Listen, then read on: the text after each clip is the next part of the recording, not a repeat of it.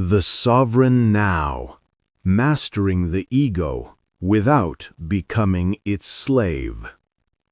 A mashup of Nietzsche's Beyond Good and Evil and Eckhart Tolle's The Power of Now. Introduction: The Two Masters. In the history of human thought, few voices have struck as fiercely as Friedrich Nietzsche. With a philosophical hammer, he shattered illusions about God, about morality, about what it means to live a good life. Nietzsche called for a new kind of human, one powerful enough to rise beyond good and evil. He urged us to reject the herd, to break free from collective comfort, and to create our own values. His path was war against mediocrity, conformity, and the fragile self that hides behind excuses. It was a call to power. And then, a century later, a completely different voice emerged, quiet, still, and radically present: Eckhart Tolle. His message in The Power of Now was not a call to arms, but a call to awareness, not to become more, but to be fully. He taught that all suffering is born from the egoic mind, trapped in time, lost between the past and the future. His solution: dissolve into the peace of the present moment. It was a call to presence. At first, these two seem like opposites. One preaches storm, the other silence. One tells you to forge the self, the other says see through the self. But what if this is not contradiction? What if it's completion? What if Nietzsche gives you the why to rise, and Tolle gives you the how to transcend? This is not about choosing between will and stillness. It's about the fusion that turns both into something greater. It's about mastering the ego without becoming its next slave. This is the path of the sovereign now. Part 1. The Two Prisons. Both Nietzsche and Tolle begin with the same diagnosis: you are not free. But they reveal two very different prisons. Nietzsche's prison is the herd. It's the invisible cage of social morality. Rules made to keep you safe, small, and compliant. It's the pressure to fit in, to seek approval, to follow someone else's idea of good. The herd's weapon: guilt. It convinces you that your strength, ambition, and uniqueness are sins. Nietzsche shouts from the abyss: you must become who you are. But to do that, you must first rebel against the moral conditioning you were born into. Tolle's prison is the pain body. It's not built by society. It's built by thought. A relentless voice that replays your wounds, reimagines your fears, and lives everywhere but now. Its weapon is identification. You believe you are your thoughts. You are your past. You are your suffering. Tolle whispers, you are not your mind. Freedom begins when you realize that the thinker and the awareness behind it are not the same thing.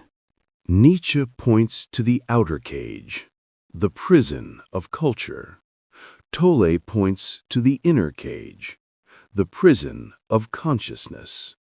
One keeps you obedient, the other keeps you asleep. And most people spend their lives decorating their cell walls, never realizing they were free to leave. Part 2. The Two Traps. The danger of following only one of these masters is that you simply trade one prison for another. If you follow Nietzsche alone, you become the tyrant. You defeat the herd. You create your own values. But then your ego, intoxicated by its own power, becomes the new dictator. You're no longer enslaved by society, but by your own pride. You have power without peace. If you follow Tolle alone, you risk becoming the ghost. You transcend thought. You dissolve the ego. But without the will to act, you fade into passivity. You become peaceful, but irrelevant. You have peace, but without power. The tyrant burns out in endless struggle. The ghost disappears into quiet detachment.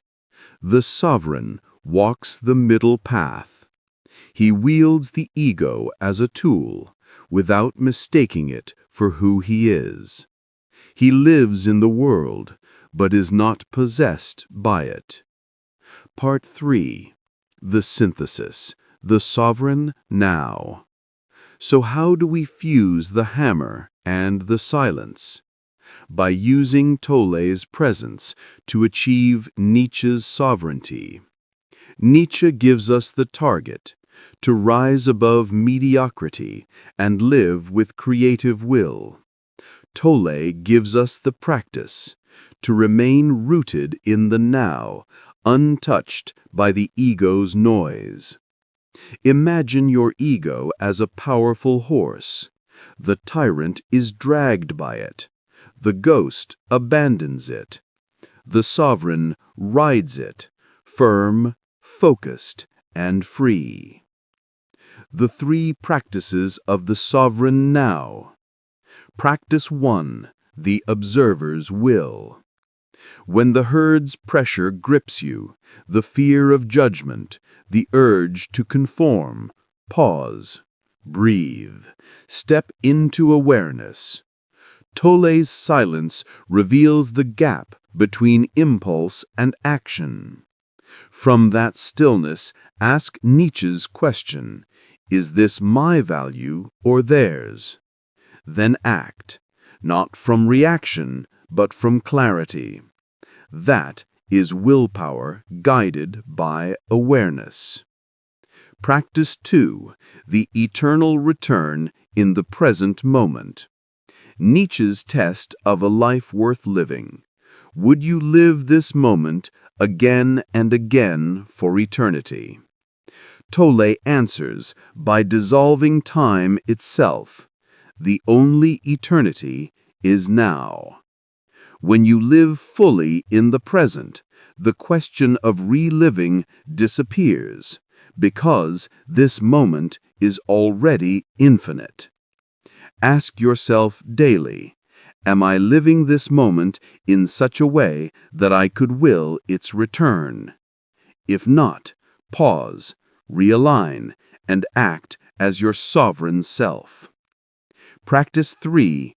Creating values from stillness. True creation doesn't come from the restless ego. It comes from stillness. Before deciding, pause. Let the noise of should and fear settle. Then ask, what action arises from wholeness, not from lack? That is the essence of sovereign creativity. Values born from presence, not pressure. Part 4. Protocols for the Modern World. Scenario 1. The Corporate Herd. A meeting. Everyone nods in agreement to a plan you know is weak. The Tyrant Trap. You mock or dominate, feeding your ego's superiority.